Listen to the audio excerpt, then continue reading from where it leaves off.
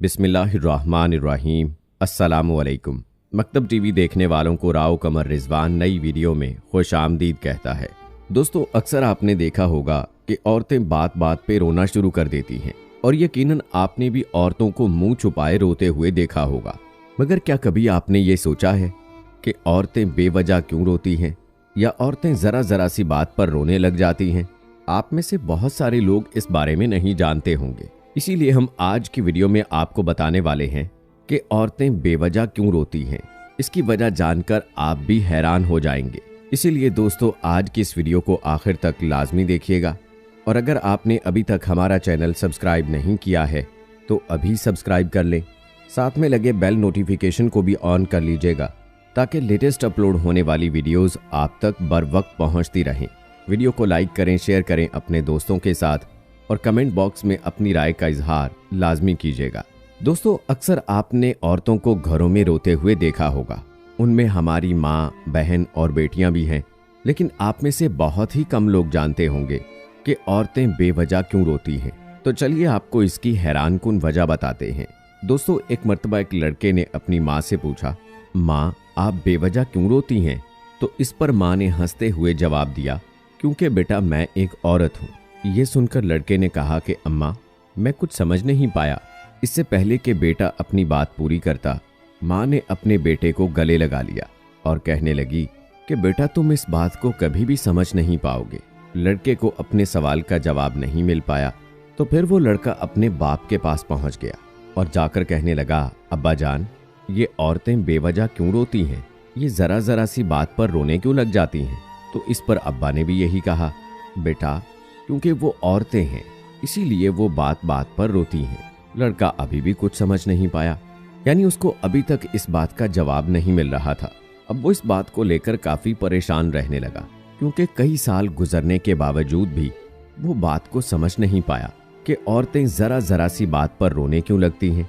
फिर उस लड़के को एक दिन एक बुजुर्ग का ख्याल आया। बस यही सोचकर वो लड़का उन बुजुर्गों की खिदमत में हाजिर हुआ और उनसे इंतहाई अदब के साथ सवाल करने लगा कि सरकार, मेरे मन में एक सवाल है जो मैंने बहुत सारे लोगों से पूछा, लेकिन मुझे कहीं से भी उसका तसल्ली बख्श जवाब नहीं मिला।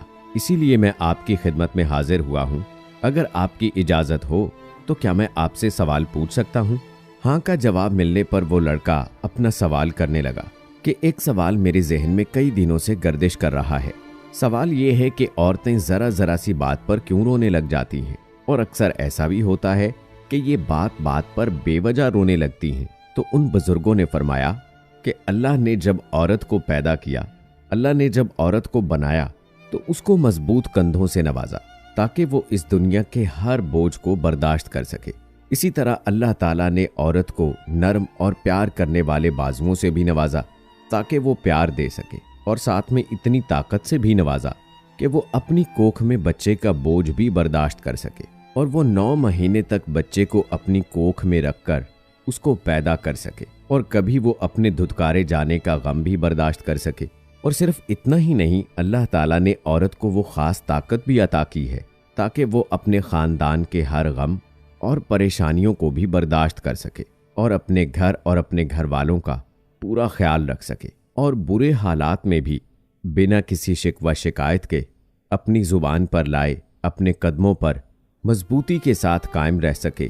और यही नहीं, अल्लाह तबारक व तआला ने औरत को ना खत्म होने वाले प्यार और माफ कर देने वाले दिल से भी नवाजा है। चाहे औरत की औलाद कितनी भी गुस्ताख क्यों ना हो, वो पलक झपकते में भी उस औलाद को माफ कर सके। और आखिर में अल्लाह ने औरत को आंसू भी अता कर दिए कि जब कभी औरत की तकलीफ या परेशानी हद से बढ़ जाए तो वो अपनी इस परेशानी या तकलीफ का बोझ कम करने के लिए अपने आंसू बहा सके और फिर वो अपनी जिंदगी में दोबारा फिर से नए दुखों, नए गमों और नए चैलेंजेस का सामना करने के लिए भरपूर तरीके से तैयार हो सके। औरत की जिंदगी का यही एक कमजोर नुक्ता है, इसीलिए औरत के इन आंसुओं की कदर करनी चाहिए। इसीलिए मर्दों को चाहिए कि औरतों का हर तरह से ख्याल करें, उनकी इज्जत करें। औरत के आंसुओं का कभी भी मजाक नहीं बनाना चाहिए, चाहे वो किसी भी वजह से निकले या फिर बेवजह ही क्यों ना निकले हों। मगर औरत के आंसुओं की हमेशा कदर करनी चाहिए।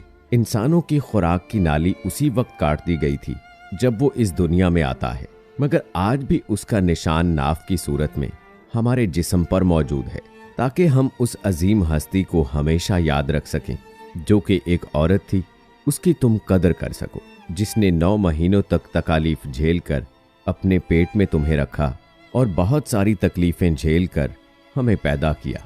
दोस्तों, इसी तरह एक लड़का हजरत अली रजी अल्लाह ताला अन्हो की खिदमत में आता है और सवाल करता है कि मर्द पर इस जमीन पर मौजूद कौन सी चीज सबसे अहम है। उस पर हजरत अली रजी अल्लाह ताला अन्हो ने फरमाया, इस जमीन पर मर्द के लिए सबसे कीमती चीज और सबसे बड़ी दौलत एक अच्छे किरदार वाली बीवी है।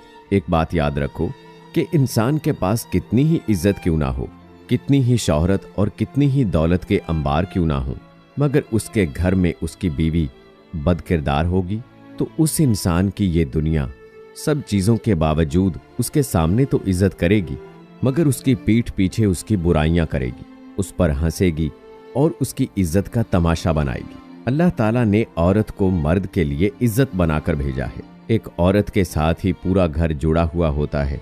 अगर औरत बदकिरदार हुई तो दुनिया वाले सिर्फ औरत को ही नहीं बल्कि पूरे घर को बदकिरदार समझेंगे। अल्लाह के रसूल सल्लल्लाहु अलैहि वसल्लम फरमाते हैं कि मर्द की गैरत का अंदाजा इस बात से लगाया जाता है कि उसकी औरत बदकिरदार है या बाकिरदार। इसी तरह एक और लड़का हजरत अली रजी अल्लाह ताला अन्हो की खिदमत में हाजिर होता है और सवाल करता है कि आने वाले वक्त में इंसान की बेसुकूनी और बर्बादी की सबसे बड़ी वजह क्या होगी। हजरत अली रजी अल्लाह ताला अन्हो ने जवाब दिया कि आने वाले वक्त में घर की बेसुकूनी और बर्बादी औरत की बगावत की वजह से होगी। वो लड़का सवाल करता है कि औरत बगावत क्यों करेगी, तो हजरत अली रजी अल्लाह ताला अन्हो ने फरमाया, क्योंकि मर्द औरतों के हकूक पामाल करने लगेंगे, अपनी बीवियों को अपना गुलाम समझने लगेंगे और उन्हें बेइज्जत करने लगेंगे, और इंसान इसी तरह अपने हाथों से ही अपना सुकून दफन कर देगा।